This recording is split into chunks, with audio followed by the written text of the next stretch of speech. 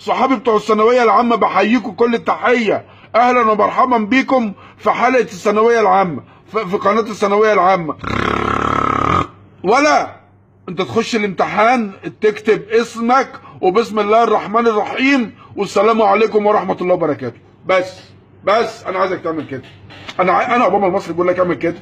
كل واحد في الثانويه العامه واخد بالك انت ازاي؟ لو بيحب مصر فعلا وبيحب امه وابوه، واخد بالك، يعمل اللي انا بقول له عليه. تخش الامتحان ورقه الاجابه اهي حلوه جميله، تعرف تكتب اسمك؟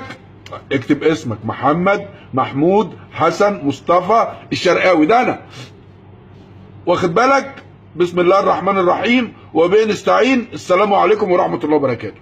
بس وانا بقى في بتاعه الفن خدت الجائزه الثانيه، والله العظيم 3 في الاعدادي وفي الثانوي الجائزه الاولى على اسكندريه وربنا.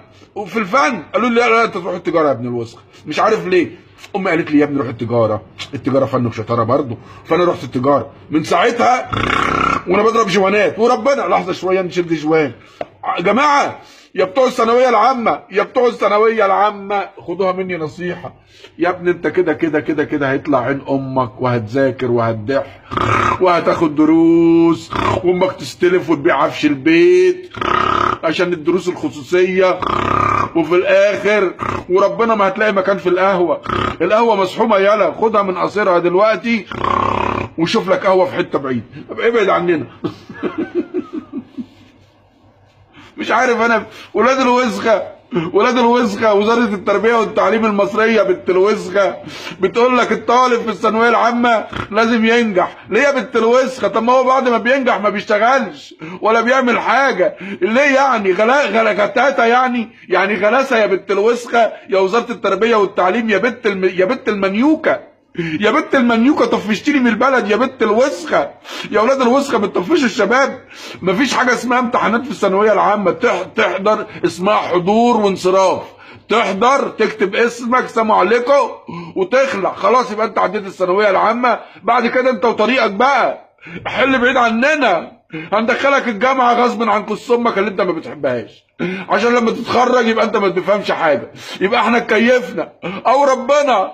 انا عايز اولع في وزاره التربيه والتعليم. خزوقه بنت الوسخه بمساكين الوزاره لناس ولاد وسخه عندهم تخلف عقلي وزهايمر. عليها الحرام من ديني بيقول لك لازم تنجح في الثانويه العامه. طب يا ابن المره الوسخه انا ما نجحتش، اعيد السنه ليه وانا صاحبي التاني دخل البتاع واشتغل واتجوز وبيضرب مسامير وانا لسه بقالي 7 سنين في الثانويه العامه؟ ليه يا اولاد البتناكه؟ هو انا هبقى ايه؟ رئيس وزراء؟ يا اولاد الوسخه ارحموا الطلبه بتوع الثانويه العامه.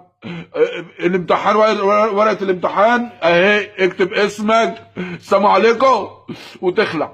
بس اسمك وبسم الله الرحمن الرحيم عشان ربنا يكرمك وتنجح.